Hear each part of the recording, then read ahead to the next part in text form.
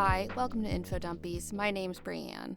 I'm autistic, I have ADHD, my pronouns are she, her, and if you could get prosecuted criminally for killing plants, I would have been given the death penalty long ago. Hi, I'm Violet. I have ADHD. My pronouns are she, her, and I don't want a green thumb, but I do want the ability to reach into the ground and pull up a turnip with a face on it, like Princess Peach does. I would prefer that. I think I would prefer that to a green thumb. Really? Yeah, it just sounds fun. Have you eaten a turnip? No, but imagine I could pull up I could they're just not great. plunge my They're hands not at great. the ground and then have a friend to talk to. It has a face. It has a face. It has a face. Okay. When you say it like it has a face, I don't know. Yeah. It sounds less cool when you face. say it like that. But It sounds horrific. So today's episode is not about that. Today's episode is about permaculture and food forests. Hell yeah. So you've heard me. So for those of you at home, we moved here to Minneapolis about 2.5 years ago, and starting last growing season, I started the process of probably annoying the neighbors by killing the lawn and turning it into a food forest, because I would like every available square inch of this very, very small front and backyard that we have to be doing something helpful to the environment and to the people that live here. I am an amateur permaculturist, but I wanted to know, do you know what permaculture is? I'll be honest, you've said the word a lot since you started working on the garden in the backyard and in the front yard. And I think I looked it up at one point because I didn't know what it meant, but I have forgotten. So I'm going to say I totally know what it means because I love you. But I'm just going to say, for the sake of the episode, I don't know, I forgot. I kind of figured you did not know what I meant when I said permaculture. And I was like, I kind of specifically want to dump about this to Violet. Honestly, you know what? That's totally great. Not because I don't already know all of this. Not because you don't already know all about it. No, but so the viewers or the listeners can really be up to speed on what permaculture is. All of the intricacies that I know already. Permaculture, it is meant to be a regenerative system that leaves the earth better than you left it. It is often credited with being founded by these two Australians, Bill Mollison and David Holmgren, in the early 70s. They wrote a book about it that came out in 1981 called Permaculture 1. Like the name suggests, it's permanent agriculture. It is defined as consciously designed landscapes, and this is the important part, which mimic the patterns and relationships found in nature, while yielding an abundance of food, fiber, and energy for provision of local needs. And if you're someone out there who thought it was like permanent culture, like something that does not leave the cultural ethos, like Jinkos, like those really long jeans, you're wrong. It's not what it is. It's not Get out of here. That's not it. Yeah. Actually stick around so you can learn what it actually is. So for a lot of us, when we think of farming, we think of the European idea of farming, where you have rows, you till the soil, you plant a bunch of one type of plant.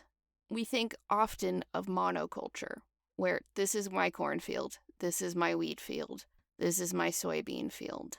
That is not how many, many different people from many different continents, including this one, used to do their farming.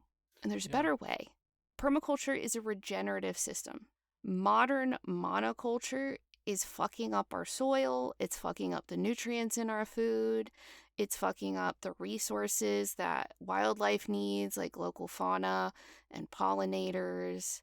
Capitalism has made it so that the idea of making sure the farming we're doing isn't hurting the earth is not even in the back seat, but it got left at the gas station for the sake of higher yields and bigger food.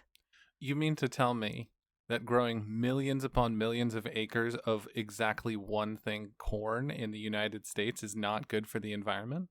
Believe it or not, it's not. You're blowing my It's mind. not, That's believe it or insane. not. Yeah.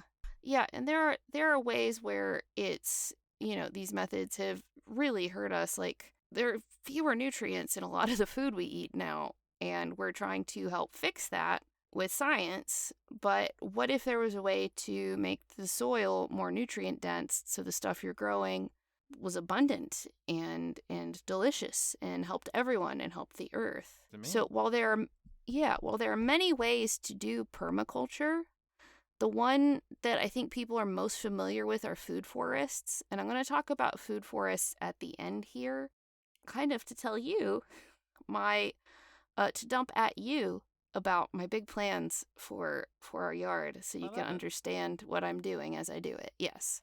And it'll make you say, "Oh, and that's why you did this. Oh, and that's why you did that." Which is just acting because I totally already understand Because you totally everything. already understood all of it. You're in my head. Yes. So I was made aware of this concept during my Indigenous Studies classes for my minor in anthropology, which tells you that Australians Bill Mollison and David Holmgren did not invent permaculture. Huh. I mean, I think they just coined the term, I assume, right? Like, They coined the term. yeah, yeah, And they yeah. popularized the concept. But Gotcha. this is one of those things where indigenous people had been doing things for a very long time, and then a white dude comes along and says, "Have you heard about communism? Have you heard about anarchy? Have you heard about a hierarchy of needs?" I Yeah, could go on I see. listing Yeah, things that it's white dudes have gotten credit for that are actually indigenous knowledge. That yeah. they're like, "No, we've been doing this for a wicked long time, y'all." So, before we look at the concept of a food forest, I want to look at some ancient examples of permaculture and food forests that far, far precede these Australian dudes who have done really great work.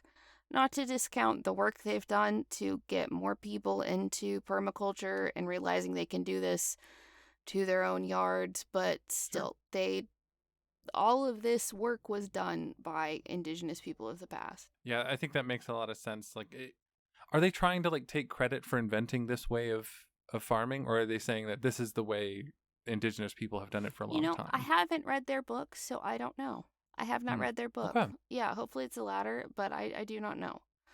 So, historical farms pre European colonization looked a lot different than what we think of when we think of a farm. I'm going to take you on a little global trip to look at some ways people have been doing permaculture. I love it. One of the oldest places, one of the most well-studied ancient permaculture, I don't even want to say experiments, but the legacy of these experiments is in the Amazon.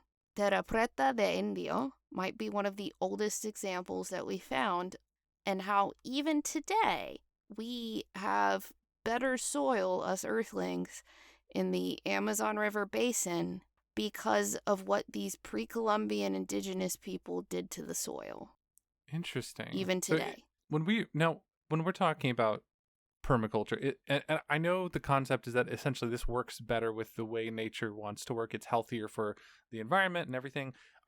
Can we have like naturally occurring permaculture, or is this specifically a concept for something that is human made? It is not. Okay, so you are mimicking what nature does already and doing that more. I see. Understood.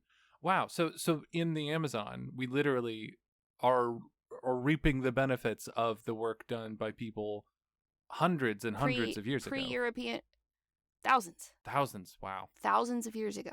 Jeez. Yeah. Goodness. That's so So cool. this area is one of the most studied, and they changed the soil in the Amazon River basin for the better by basically composting all over the whole goddamn place. Love it. Yeah. Makes the soil better. I They know that. they added biochar, which are the carbon remains of burning organic waste, which is really common because that feeds back into the soil. It helps keep the soil from getting compacted. It helps lessen the acidity of the soil where it's needed. A lot of great stuff. I've looked at getting biochar for our shit. Back then, they were like, this burned matter is good for the soil and good for what we grow. They would use old broken pottery as part of their Oh, composting. It is yeah. just more dirt. They're feeding it back in there. They would Interesting. use food waste and bone to put on the forest floors. So they Yeah. layered it they layered it, and then they were doing this, and this is where permaculture happens. They said, okay, we throw all of our old organic stuff on the ground because the trees are doing the same thing. The dead animal feeds the soil when it falls to the ground. These leaves, when they fall to the ground, feed the soil and build up the soil. So These dead plants end up feeding the soil. We're doing the same thing. So this is permaculture is nature does this and it builds up the soil and helps things grow. We do the same thing. interesting. So what did they do with all their styrofoam cups and cigarillo wrapper packages? Ate them. Oh, got it. Okay, understood. They needed the microplastics. They Oh, were I hard see. to come by. Got it. Yeah. This soil was so productive, and it is a rich, deep, earthy black. Like, it is very rich soil there. The soil was so productive that historians had to actually alter their initial estimates for the population of the Amazon River Basin pre-European contact, because the area could support more food growth Wow. than they anticipated.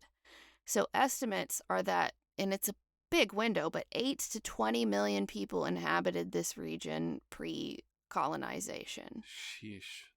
Wow.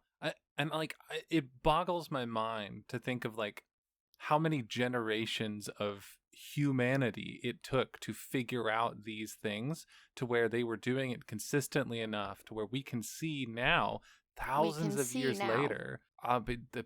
Mind-boggling. So now we're going to take a little trip, head over to Africa, specifically Tanzania. So in Tanzania, on the south side of Mount Kilimanjaro, the Chaga people have built comprehensive and well-studied agroforestry systems. So agroforestry is sort of a branch or a concept in permaculture that involves using planted trees and shrubs and the intentional addition of livestock to help manage your crops. So the trees are part of what help you manage your crops.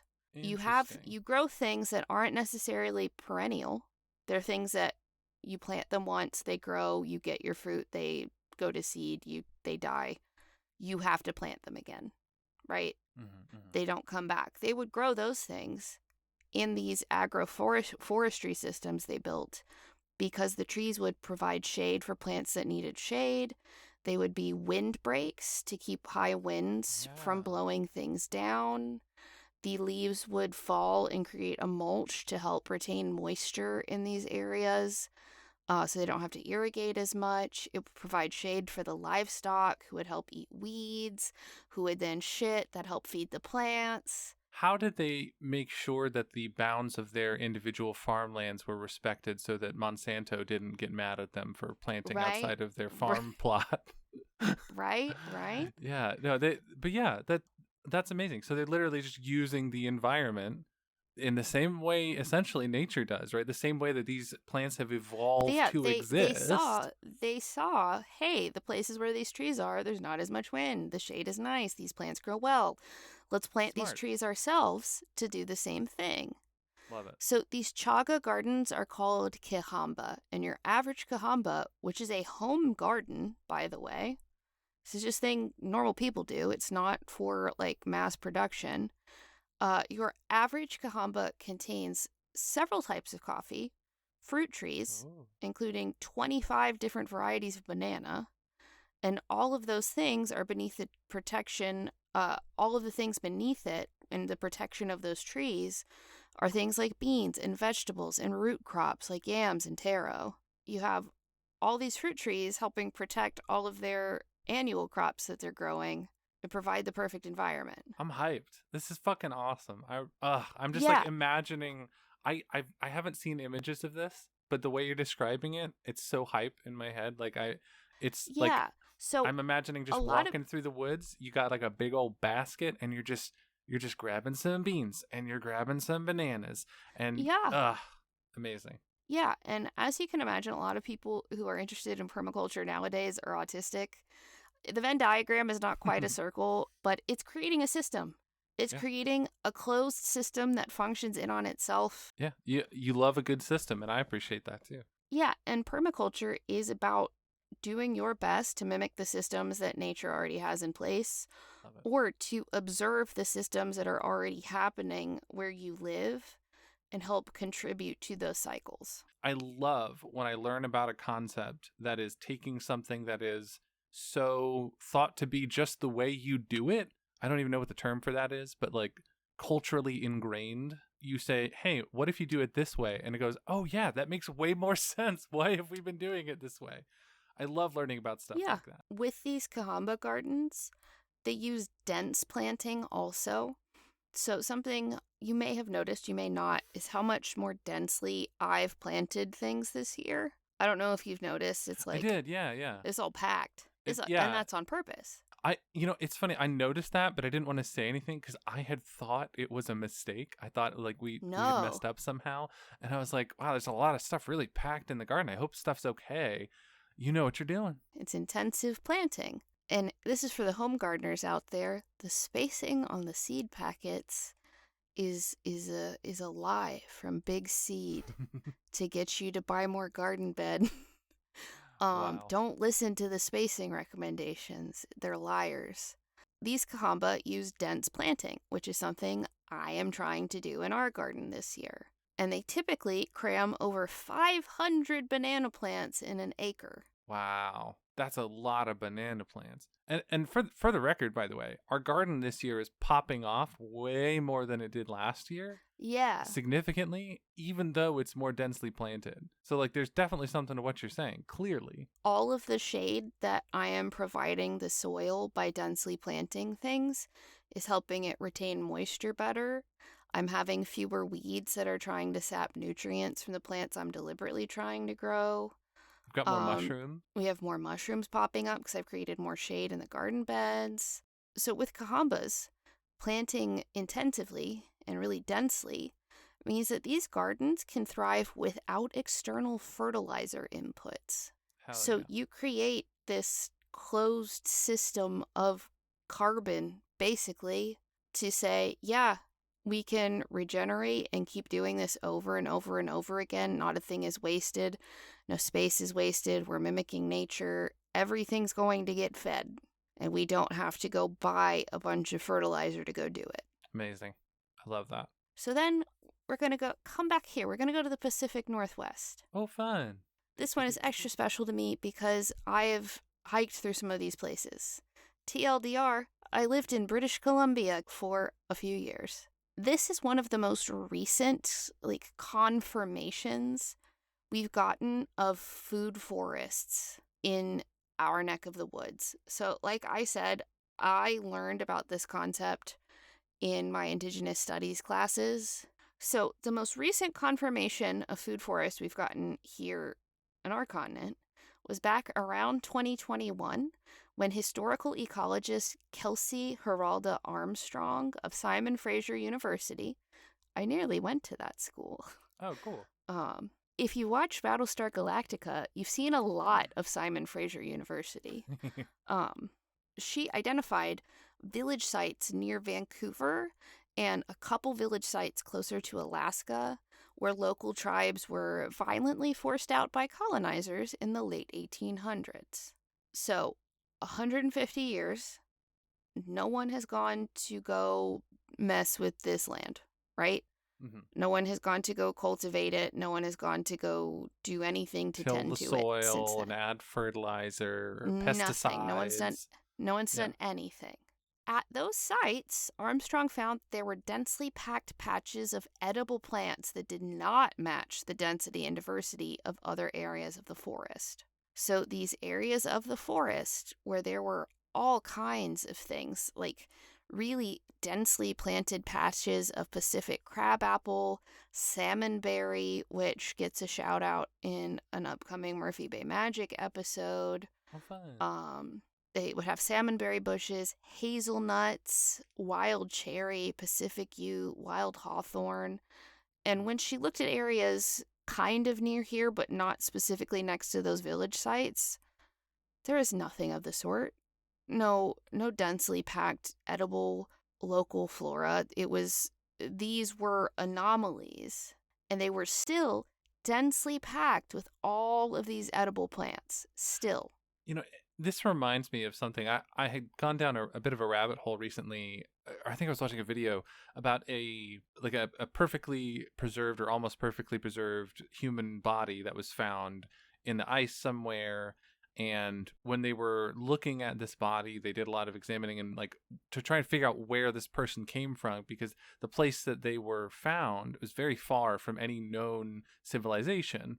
So they were trying to figure out, okay, how did this person get here? Where did they come from? They looked at the contents of that person's stomach to see, okay, these are the foods that were in their stomach.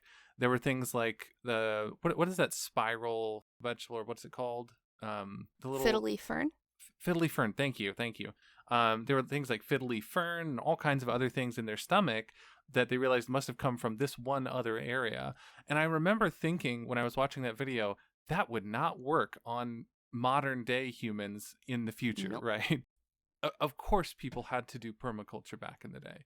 That was the way you had to do it in order for it to work. You had to survive on it. It's also quite literally easier than doing it the other way. Yeah, absolutely. It's work smarter, not harder. So even after the inhabitants of those villages, which were, from my understanding, all coastal Salish people, I wasn't quite able to find if it included other tribes, but these coastal Salish villages, all of these people were violently removed from their homes over 150 years ago, but the areas of these forests still show their presence, which positively affects the local wildlife, like pollinators and bears and stuff, today. It still has Wow. notably better soil quality and more diversity of plants today because these people messed with the land, which I think is great, because there's like that eco-fascist narrative of like humans are the disease, and like us messing with the earth is somehow bad. But this shows that when we are thoughtful stewards of the land, we can improve the places we live long after we're gone, which I just think is extremely punk and very romantic and very cool. That's really my goal, is this little place we live. Long after I'm gone, I want somebody 100 years from now to go, wow, I really enjoy this apple that I'm having in this apple tree that we grew in our yard. The soil here is so great. Wow, I love how many things are growing here. You know what I mean? Like, Yeah, yeah. Because like imagine, 1,000 years from now or 2,000 years, somebody goes, this one little patch of land up in what used to be Minnesota is like really healthy for some reason. What's the deal with that? Hell yeah. the work I do could help feed some future human that I've never met and could never meet. There's a part of me, if you're a longtime Infodumpies listener, you know that I'm a big fan of people like Woodsy Owl and Smokey Bear and stuff like that. And I feel like this is very much in line with their thought processes, right? The thought processes of preservation, but in a more true sense, I think, than those were even originally, those characters and those campaigns were initially thought of. Woodsy Owl says, give a hoot, don't pollute. This is like a step beyond that. It's not just don't pollute. Yeah. Don't just make it worse. Make it better. And I love that. Yeah, and like there are aspects of permaculture too that people are even discussing for carbon sequestration to help with greenhouse gas emissions. Like it's really cool. In BC, it's funny because European colonists who went there were perpetually confused as to how the folks were feeding themselves, because in their eyes they saw no agriculture, and they saw people who spent a lot of time chilling and working on like other domestic tasks, and they're like, they're not working out in the fields all of the time. How are they all so well fed? Work smarter, not harder. They were doing their work. They did it and Yeah. they were done. They were existing alongside nature and supporting the nature that they live alongside. They were working with land rather than attempting to bend it to their will. There might be some people listening who might be hearing all of this and thinking, oh, this is a logical fallacy. This is an appeal to nature or appeal to history or whatever. I really don't think this is that, because there is No. literally evidence that the soil in those areas where this was evidentially done is healthier and more robust. It's helping the entire ecosystem. I could do a whole episode just on global food forests, just honorable mentions. The Maya have managed multi-strata home gardens with layers in Mesoamerica for over 3,000 years. Cool. There are the sacred Kerala Kavu groves in India. There are the Pekarangan home gardens in Indonesia. Humans all over the world have been doing some version of mimicking nature for their gardens for millennia. For Yeah. millennia. So the way we're doing it in modernity, it sucks. Like, monoculture sucks, but it is more work. It is more effort. Yeah. It only makes sense under a hyper capitalistic mindset, which is where you need, oh, I am a seller of corn. I need to just grow corn and kill anything else that tries to grow here. That's the only way this makes any sort of sense. Modern permaculture, there are so many. I'm going to name the 3 ethics of modern permaculture, and I'm going to name some of the principles. Depending on who you ask, the principles are different. Depending on who you ask, there are extra ethics to it. There's extra stuff. These are the ones that I discovered when I was learning about permaculture. So I'm going to talk about those. So any reply guy who wants to tell me on Spotify, like, why didn't you mention so and so and such a thing? Fuck off. Go touch grass, Whoa. actually. Whoa. Yeah. Go coexist peacefully with grass in a healthy way. Go kill That the supports you grass in your both. front yard. Go kill the grass in your front yard and go plant local grasses. Yeah, there you go. Go Exactly. plant native local grasses. Yeah. So, modern permaculture has 3 ethics. There's care for the earth. Makes sense. Nature is the model for permaculture design. The natural option above all else to help restore natural systems. Doing it organically for the benefit of the soil and sustainably so the soil is better for generations to come. The second ethic is care for people. Permaculture's goal is to produce things for human well-being. Food, fibers, medicine, and pleasure is even noted. So if you just like how the thing looks, if it is delightful to have that local flower, that native plant growing in your yard, Boom, great. Permaculture. And the third ethic is share in the surplus. Once basic needs are met, surplus is shared with another system, someone else doing a permaculture system of their own, or another person. Me, when we had that abundance of mushrooms, telling you, hey, ask the neighbor if she wants some mushrooms. Yeah. Waste is an asset to be repurposed. Like the sticks in our yard that I said, don't bundle those up for trash. Don't bundle up. Don't bundle them for the trash man to take. Because our next big garden purchase is probably going to be a wood chipper, because I'm seeing that that's probably going to be something very handy. Yeah. Like Trying not to small one. purchase a whole hell of a lot of stuff, but it makes sense. Modern permaculture has principles. There's so many like classes and certifications you can take about permaculture design. I have not taken them. I've just read a lot. I'm not interested in taking them. Some of them can be quite prescriptive. Much like veganism, a lot of them are like, you're doing it wrong, you're not one of us, is kind of the vibe I get. I don't have time for that. But there are principles. Before I start the principles, planting native plants and perennials is always one of the core things. Those should be the cornerstone for your permaculture design. That makes sense. Permaculture principles. The first one, observe and interact. Before you ever break ground on stuff, you need to recognize the natural patterns and relationships in this area of land you're trying to work with. Our first year here, we got here a little late for me to do stuff for the growing season, but I spent most of that growing season just paying attention to where the sun went in the yard, where water tended to pool, where the soil was eroding. I was paying attention to those things and planning and taking notes about when does it get warm enough to go put plants out? When is the first frost? And that's when I kind of decided what I wanted to do the following growing season. Observe and interact is something you should always do because nature changes, climate change is changing what I can grow here. And you need to continually observe after you've started working on your food forest or whatever type of permaculture you're doing, to look at drought, stress, plant disease. What kind of pests are you getting? I notice the places where we get dandelions growing because that says the soil health is not great. Not that the dandelions need to go, but those are telling me, hey, the soil here's kind of shitty. We love growing in shitty soil. Huh, I didn't know that. Yeah. all around Minnesota, there's all these areas where it's just like tons and tons of dandelions. And then there's areas where there's no dandelions whatsoever. And I was like, I wonder Shitty how it soil. decides. Shitty soil. Huh, interesting. Yep, Is it shitty just soil. like low in nutrients or like really I sandy or I believe it's low in nutrients. I forget exactly interesting? what conditions dandelion enjoys, but I noticed where there was dandelion growing in our yard. I was like, okay, I may do Interesting. Yeah. something about that at some point. Yeah, Cool. yeah. So observe and interact, always doing that. Number 2, catch, store, and cycle energy. So this includes human energy. The less that you have to put in effort for this system and the more nature can handle it, the better your permaculture system is doing.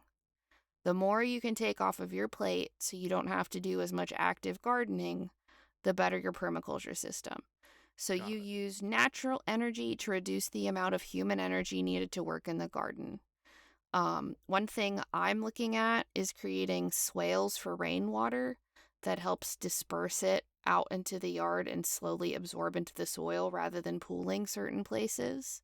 And that can kind of add to irrigation. Water catchment systems. So next year, probably the big project I want to do is a rain barrel to see how we can manage that. Look at design, see what Yeah. regulations are for rain barrels here, and a way to use that to passively irrigate the garden. And I want to get solar panels, maybe even build a solar dehydrator, which is just a big box with a lot of black paint and metal in it to help you dry your harvest.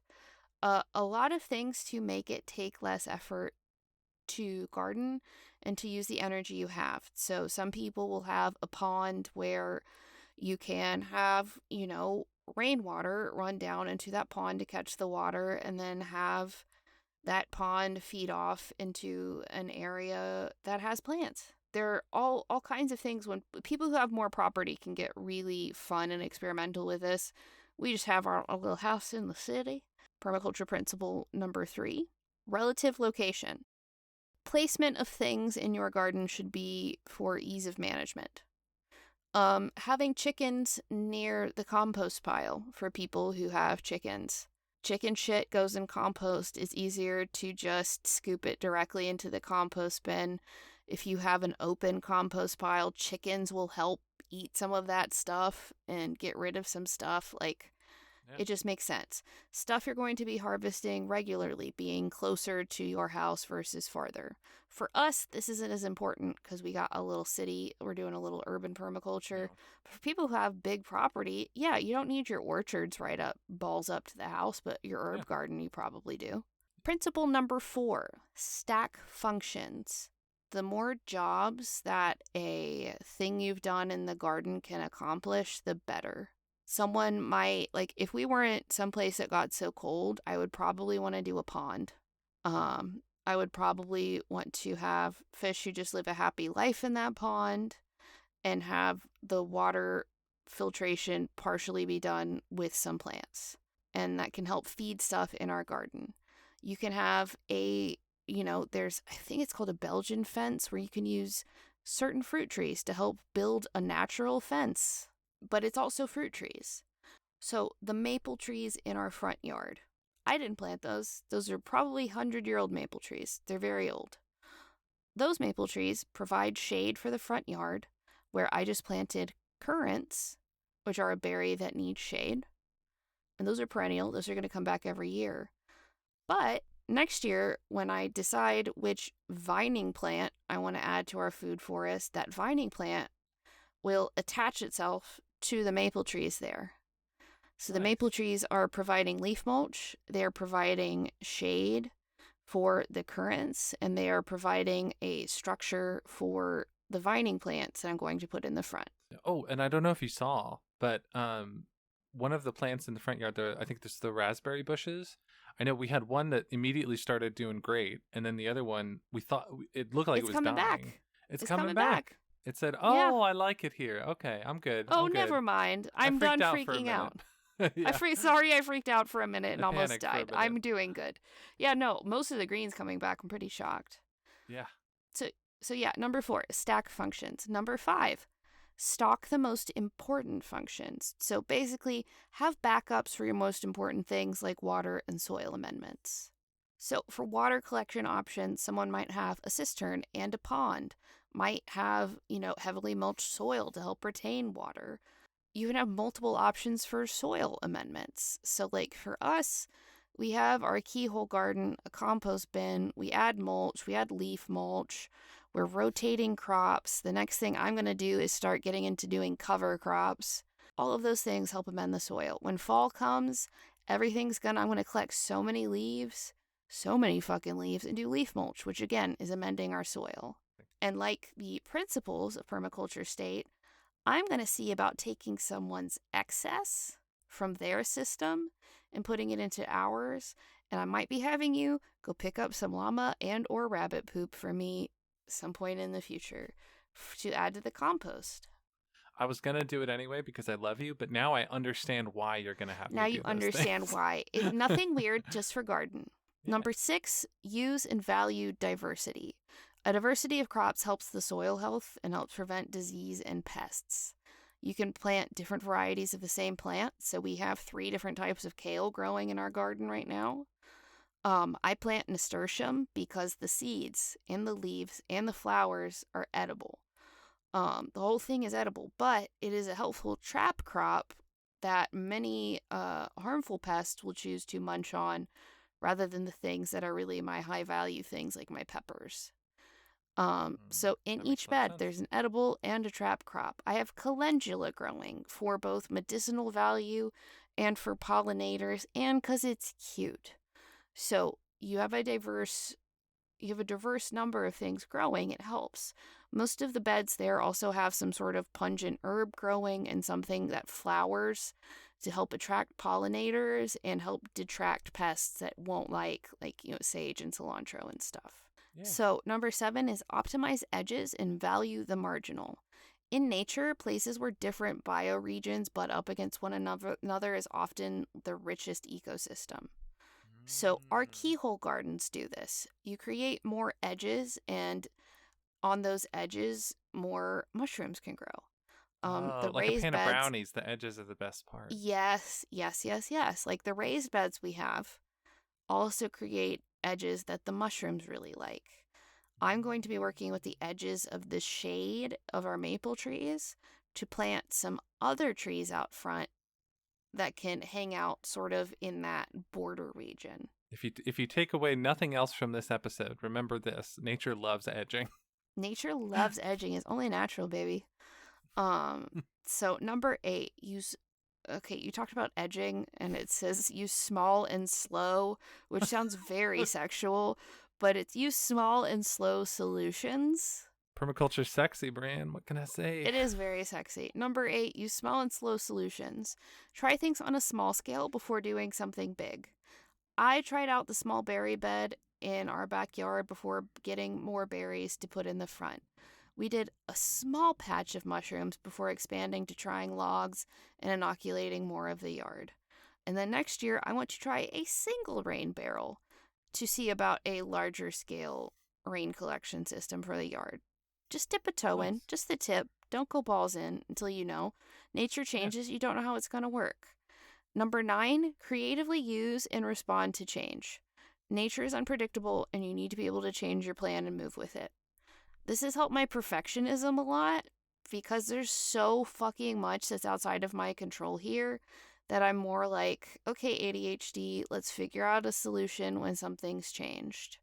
So I've changed my plans as I've seen how the first year of our permaculture experiment have gone.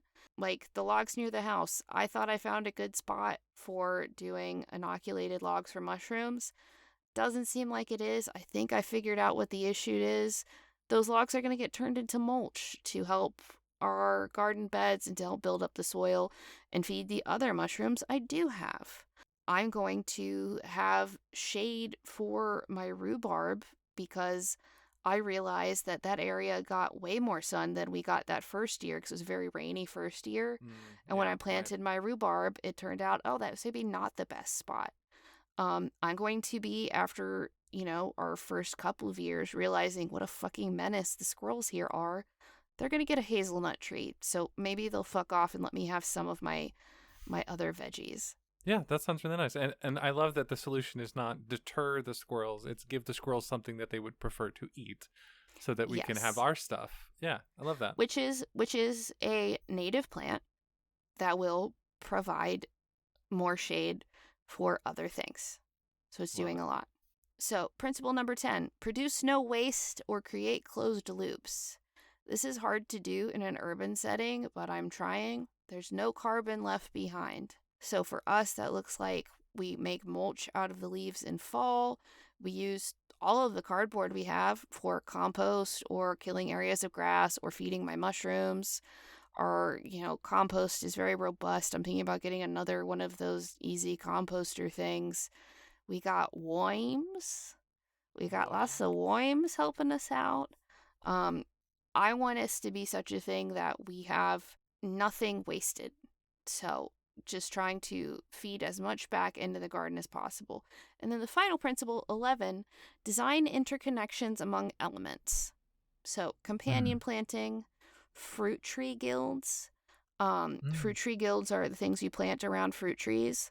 So that a fruit tree guild would include plants that attract beneficial insects that help protect the tree, trap crops to help the bad insects that do get near there have something else to munch on, plants that'll stop erosion to help protect the ground Oh around the yeah. fruit tree, mulching plants that are gonna produce a lot of leaves to help keep moisture around the soil. On mature trees, like our maple trees, you can do vining plants on those. Mushrooms will grow on the mulch that you have below the fruit tree. All of this stuff is interconnected, thinking about how you can connect one thing to the next. So, Amazing. mulch stops weed and feeds the soil. The mycelium comes up through the garden beds and benefits our plants. It's all Yeah. interconnected. And this has me thinking. Last year around fall, I got the urge because the fall here is really beautiful. All the leaves turn a beautiful reds and oranges and things like that. And I was like, I have to get out into the nature and take some photos and just walk through the woods for a little bit. And that was a really rewarding time. But this has me thinking maybe this year when I do it, when I go out to like a nature preserve or something like that, I can try and keep an eye out for like how the plants are arranged, how these natural areas of this forest that I'm walking through are protecting each other. So Yeah. yeah, just keeping an And eye out for that so I can like learn more about how Minnesota does. I'm going to show you how forests do because we're going to talk about the layers of a food forest now. Oh yay. So, a food forest aims to mimic how nature arranges plants. So, first is the canopy layer. These are the really big ass, large fruit and nut trees. I don't have the space to plant more big trees here. One, because small yard. Two, because I need more sun in some of these areas than I am getting. So, sunny real estate, not the band Sunny Day Real Estate, but Sunny Day Real Estate is a real commodity here around our little house. So for us, our canopy layer are the big fruit trees, not the big fruit trees, the big maple trees in the front yard. And we have that one big tree that reaches over into the backyard and provides some shade. That's our canopy layer. Then you have the understory layer. This is where the dwarf fruit trees go. So we Oh have yeah. those urban apple trees. And I think up front, like I mentioned, I'm probably going to do a hazelnut tree, which can kind of be kept like bush size, but still pretty large. Not as big as my bush. But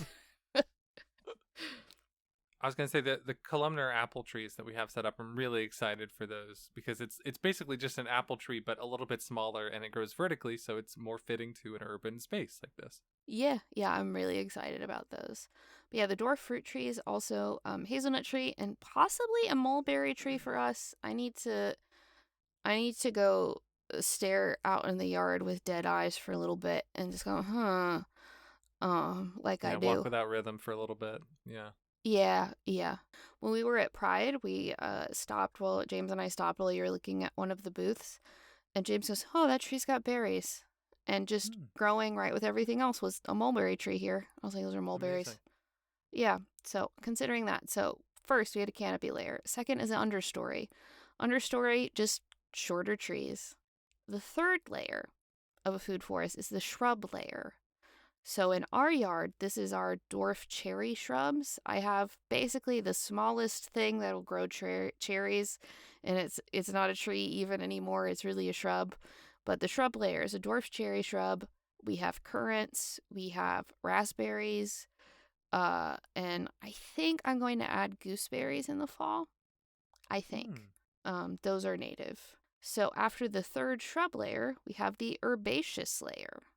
This is where herbs and medicinal plants grow, or lower growing berries like strawberries and lingonberry. Or, if you're so inclined, this is where you can grow your annual veggies. So, if I wanted to grow a pepper plant under my shrub layer, I feasibly could. Yeah.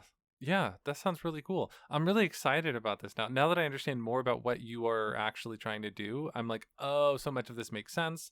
I was gonna say, And yeah, I'm that's even part of more why I hyped wanted to about it. dump about it, because I think, like, oh, a lot of stuff's clicking, like the llama poop, huh? Yeah. I'm like, okay, I see. We're trying to set up essentially a self-sustaining cycle A that self we sustain. can benefit from. Yes. So, one, we had Amazing. canopy layer, understory layer, shrub layer, herbaceous layer. The fifth layer is the rhizosphere layer. This is root veggies. These are edible roots. Oh, yeah. I'm probably in the front going to plant something called a purple ease potato, which is basically potatoes we can go keep digging up and grabbing. Usually, gardeners will be like, you're going to put potatoes in the ground. Usually, you want to do them in like grow bags or some other container you can flip over, which is how I'm growing them this year, everybody, for my annuals. Hmm. But purple ease potato has been specifically bred to survive our cold here. Oh, And nice. as long as we leave some of the larger ones in the ground, you get potatoes forever. Amazing. I love that. And Infinite then potato hack, everybody. infinite potato hat, and they're like a really pretty purple color. And then Oh. also for the rhizosphere layer of our food forest in the front, I'm probably going to plant something called skirret, which is a white tuber, kind of like a carrot. Did you say scurrant? Skirret. Oh, interesting. Yeah, so that'll be the rhizosphere layer. Amazing. Then the other layer, layer 6, is the ground cover layer. Those are low growing plants that help suppress weeds, and they act kind of as mulch and help retain moisture so the sun's not beating down on the naked soil. Oh, like clover and stuff like that. Clover is an excellent ground cover. Excellent Yeah. ground cover. Creeping thyme is also a really pretty one. Our neighbors have creeping thyme growing. Oh, And I cool. always look at it in the spring. I go, oh, yeah, you really did that, didn't you? Go off. Oh, that's nice. So for ground cover, I think I might fuck with some purslane, which is like a kind of like a lettucey thing, but it's a waxy leaf succulent that does well here and it's peppery, and maybe just some more strawberries because those are a good Nice. ground cover also. Awesome. And then Yeah. I'm so and then excited. finally, the final layer, the seventh layer, are climbers. These are vines. So for us, I have some seeds for something called an Everglades tomato that is self-seeding, so it doesn't come back every year technically, but it drops so many fucking seeds in the ground on its own that those seeds Mm, survive the winter and you get new Everglades tomatoes plants. They are the world's amazing. most nutritious tomato. Whoa. And because it's from the Everglades, they are so resistant to pests because the Everglades is where all of the pests in all of the United States of America go to hang out and be themselves. So I've heard. So I've heard, yeah, I did not do great in Florida. And then for us, the other thing I think we might be growing is cold hardy kiwi, which Oh, we can grow fun. here for our vining plants. Another very popular option for vines is grapes. But we will not be growing those because do you know where black widow spiders often like to let loose and be Mm, I themselves? I do. It's in grapevines. Yeah, so I won't. I don't Yeah. like grapes are cool. I'm not gonna do that. Yeah. So I'm sorry, but black widow spiders, you're not invited to our permaculture. You're not invited to our party. We have a bunch of spiders in the garden in the back, Yeah, helping and in the destroy garage. those. Yeah, helping destroy those horrible, horrible caterpillars that have been trying to eat my brassica vegetables. Um, and I welcome them to the garden. They're not allowed in the house. In the house, they're dead on sight. In the Yeah. garden, I say thank you for your service. Yeah. So yeah, that is a little like beginner's thing on permaculture. And I forget what exactly I said that I saw the look on your face. I was like, oh, she doesn't get why I'm doing that. It might have been the llama poop thing. Then I was like, I'll do an I forget. Infodumpies on it. Yeah. But yeah, I think I understood in general why all of this was happening and like why you were doing all of this stuff. I think part of it was the composting too, because like I remember the other day you had to remind me, oh, don't throw away your used tea leaves, put them in the compost. And I was just like, right. And it's so easy to think of this stuff as useless trash to go Mm-hmm. into a landfill when it's like, no, this is like perfectly good organic matter that would love to support a garden, and the garden would love to be supported by it. So let's use it. I Yeah. love it. I get the mindset now. And I think, honestly, this will help me remember to compost Yeah. things. Yeah. So, Yeah, because it's like, ooh, the worms in the garden are going to love this. as just a member of the house, I'm already reaping the benefits of permaculture because you made a really wicked good soup the other day out of Yeah. veggies from the garden, and I was just like, I love a soup. I love a good soup. If you're not a She's a soup soup fan, slut. don't at me. I love a good soup. She made an amazing pot of soup using stuff from the garden, and it's like it's so good. James is probably going to make a pie with some of our rhubarb soon. Oh, I love it. I haven't had rhubarb pie since I was a kid. Yeah. Yeah, my Gardening's great grandma great. used to grow rhbarb in her yard and do essentially the same thing. Although I don't know if she was doing permaculture, but just Probably gardening. not. Yeah, Probably not. But yeah, so I am no expert, but I've really enjoyed getting to do stuff that I think makes the land here better. And there's just something I think incredibly romantic and cool and existential about, hey, how much can I benefit this land that I'm on so that, in a sense, part of me lives forever for the mark that I've put on this place that I've lived in a very positive sense. Because if you help this soil and then someone's kid 100 years later is eating an apple that was grown in the soil that you helped build up, it's kind of yeah. like you helped feed that kid. I don't know. Like No, I think I it's get all what you're quite saying. beautiful. I am Yeah, not a particularly spiritual person until it's like nature is my thing for that. Like marveling at the beauty of I nature get that. and yeah. I 100% get that. I am also not a spiritual person. Obviously, we don't have the same background in regards to spiritual things, but I completely agree. Like, I feel like if there's anything that I feel a reverence to in a similar fashion to one might feel for religion, it would be nature. I really do agree with that. I would encourage people, if you do have just a little patch of land that you get to do what you want with. I know that is a rarity nowadays, but if you do, I think if more people who had the capacity to do this did this, I think things would be a lot better. I think a Yeah. lot more people would have food. Yes, the onus of climate change is still on, the billionaires who are destroying this planet. This is not one of these things where I'm like, it's your responsibility to fix climate change. No. Yeah. But you can help feed your neighbors, and I think that's the coolest thing. Yeah, absolutely. And you know what? Perhaps even the best part of all of this is there's a weird parasite going around on fresh fruits and produce right now. Yeah, the cyclospora outbreak, don't worry about that for my garden goods. Yeah, no, yeah, it's not in our garden. I know that. So Yeah, no, we still no could have explosive salad. diarrhea for us. Well, not related to that parasite at least. Yeah, well, yeah.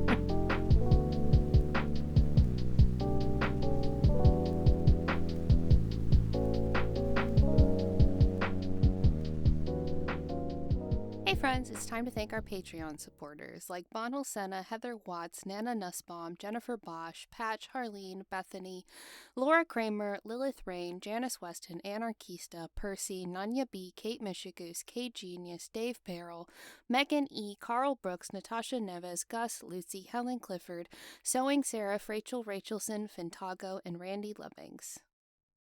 You know the deal. If you want to support the show, the best way you can do that is by telling other people about the show. We don't take paid ads, so we're not taking up 30% of your episode telling you to please start a Squarespace website. And as appreciation for that, you could do us a solid and tell other people about the show. We don't pay for advertising either, so we grow entirely by word of mouth. So the more people you can tell about the stuff we make, the more Patreon supporters we get, like the lovely people I just listed, the more we can afford better software, better equipment, and honestly, just afford to be able to spend more time doing this. So you help us by helping us grow. You can post in your favorite subreddit, your favorite Discord, your favorite whatever, wherever you hang out on the internet, Tumblr. I quit once they stopped having not safe for work content on there. I liked it being a Russian roulette of, am I going to see Buffy and Star Trek content or is there going to be a butthole? But, people are still on Tumblr. So, yeah, wherever you hang out on the internet, if you think someone would like Infodumpies, please tell them. It helps us immensely. If you'd like to help us even further, you can like, review, rate, leave a nice comment. Whatever interaction your podcatcher of choice supports, the more you can interact with our shows on your podcatcher, the more we're going to get recommended to people who like similar things as you, and new people can find us better that way also. It also helps the show look more current in the podcatcher, which makes people a little more likely to click play. If you're in a place to help us out financially, you can go to the show details where you'll find a link to the Mixnomer Patreon page. Tiers start at just $1, they go up to $10, and that is the place where you can get bonus content for everything we do here at Mixnomer. So our previous stuff, our current stuff, stuff we have coming up for in the fall, new stuff. You get all the bonus content there, and all of that money goes directly towards making the shows better, making more shows, and directly towards the cast and crew who makes all of this stuff happen. Also, in the show details, you'll find a link to the Mixnomer Discord server. I love the Discord server. Great vibes, fun times. At the time of recording this, Violet last night just was working on the art for a new podcast we have coming out and just had a great time doodling with folks hanging out with her, and just had a nice time chatting and doodling. She drew a little doodle hand that kind of looked like a dick and balls, so we got a good laugh about that. But yeah, a very supportive community. Just have streams where you can hang out and interact to whatever level you're comfortable with. I love the Discord server. But that's all I've got for you this time, my friends. Until next time, clever sign off.